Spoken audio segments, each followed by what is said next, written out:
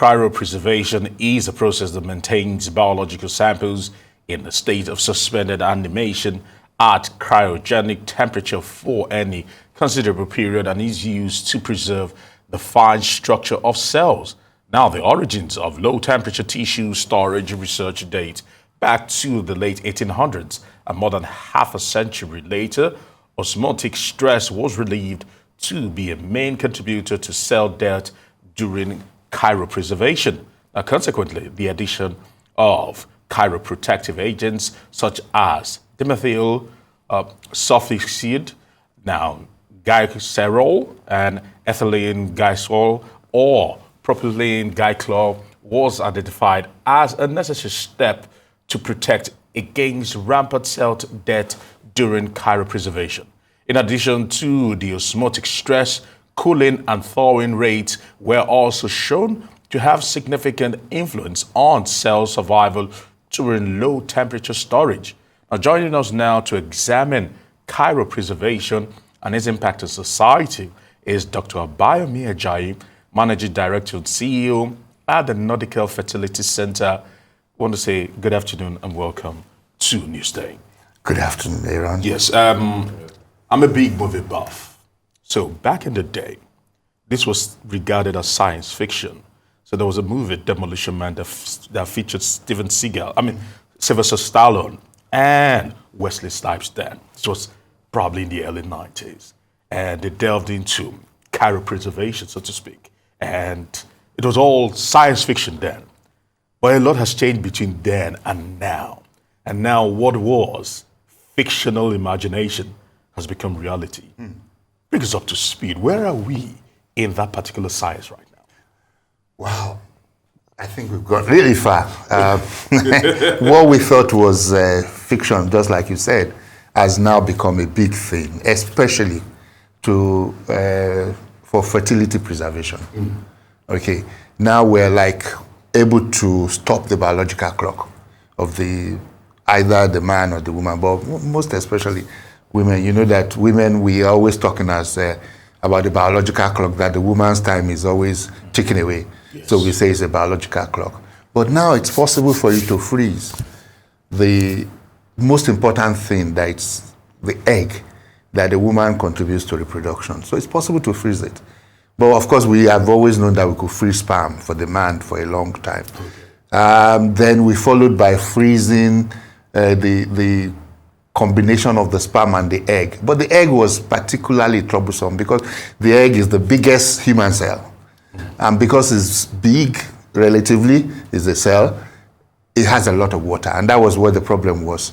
Because anytime we try to freeze it, the water actually becomes ice. And that, to thaw it back, was a problem. But now that's also gone. We can freeze eggs comfortably now. And most clinics can, even in Nigeria, some clinics in Nigeria can freeze eggs successfully. So I think, we're really gone. What we're probably thinking about is, can we freeze a man? I'm bringing back out. Taking it to the next level. Okay. And I also thought about Demolition Man when we were talking about freezing Stallone and, of course, Wesley Snipes and all that. Yeah. So, but Dr. Abayomi, are there other organs that can be stored here? I remember when you have to, do some kidney transplant, some organs transplant, as it were, you have to put them somewhere at some point before you get a match for the donor. So, what are the prospects here, you think? Yeah, that's been done for. You know what happens with freezing is like all the biological processes stop. It's like, and so the same thing for reproduction. Okay, so for the woman, we not only can we store eggs, now we can even store the ovary, the ovarian tissue. And that's also available in Nigeria. We can store part of the ovary. And this is very, very important for women who probably have a diagnosis of cancer and they need to go through treatment for cancer, because the drugs, the surgery, the radiotherapy have a tendency to destroy their reproductive capabilities. But we know now that the survival for cancer is improving, even in Nigeria, especially childhood cancers. Because when we talk about cancer, what many people look at is older people. But there are 8-year-olds with cancer. you know. And some of these people, we can now store their ovaries, and then until when they survive the cancer, and they can take the ovary back, and then they can have the chance to reproduce. All right, all these processes we've spoken about, how is it done? Because you mentioned that freezing the egg was particularly challenging for a while. Yeah. Because of the Water content, as it were. yes. So how is it done? How do you freeze an egg? Fantastic. For you to freeze an egg, you know, you can't make omelette without breaking eggs. So Okay. for you to freeze the egg, you have to do IVF. Oh. Give the woman the drugs to stimulate her ovaries so that you can even collect a good number of eggs. And then when you have done that, the only thing you're not doing is that you're not transferring back. That's the only part of IVF that is missing. So you now freeze these eggs, and it's particularly useful for young people or married people.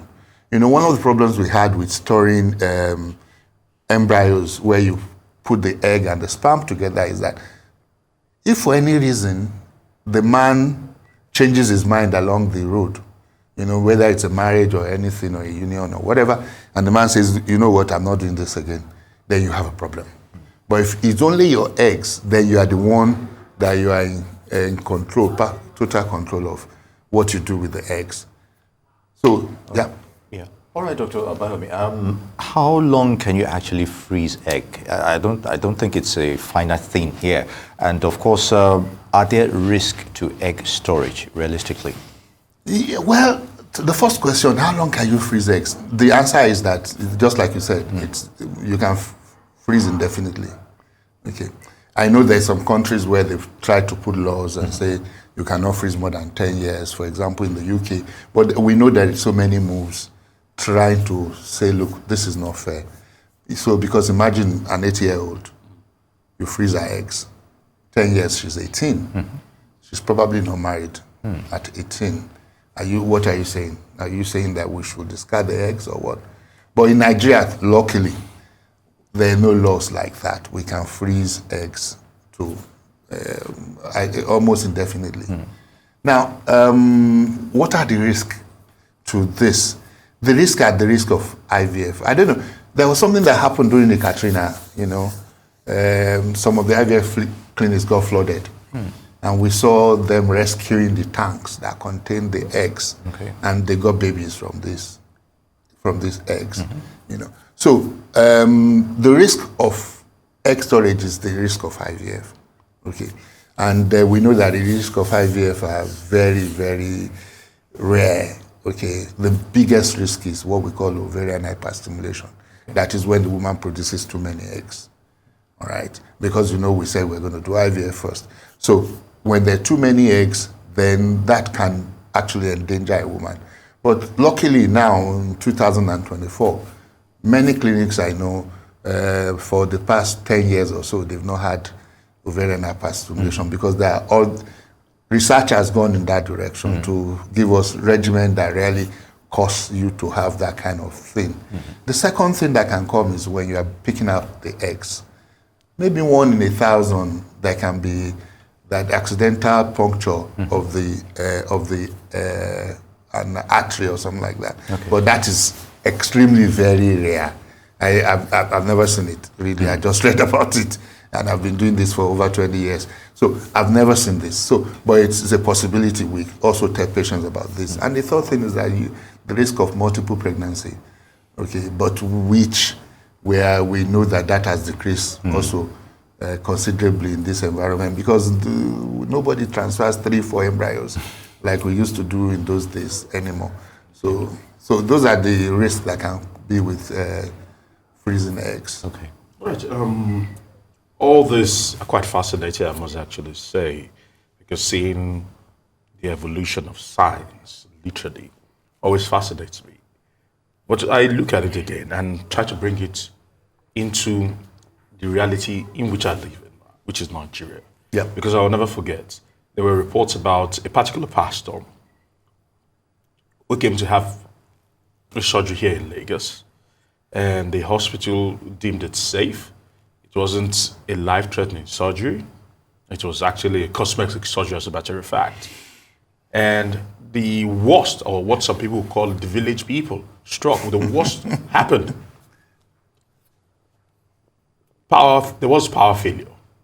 And for some particular reason, the generators refused to come on.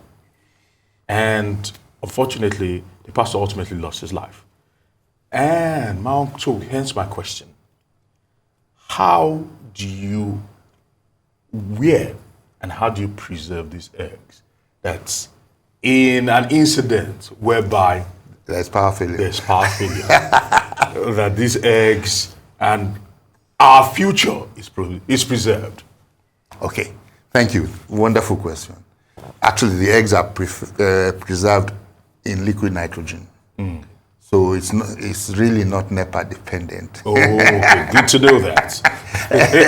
But really, there is no IVF lab that is worth its salt in Nigeria. We know where we live that will not have triple backup of their power, even in at good times. But for this, liquid nitrogen is what we use. So it's stored at minus 96 degrees centigrade. So it's safe, so to say. So, and that's why even, there was no, the Katrina example I mentioned, well, there was no power also at that point in time. But the egg survived, because as long as you can continue to put liquid nitrogen into this, it's a tank. Okay. So once it has not utilized all the liquid nitrogen, it will still be frozen. So you just need to continue to top it up. And I guess it's a watertight tank with all the flooding, as it were.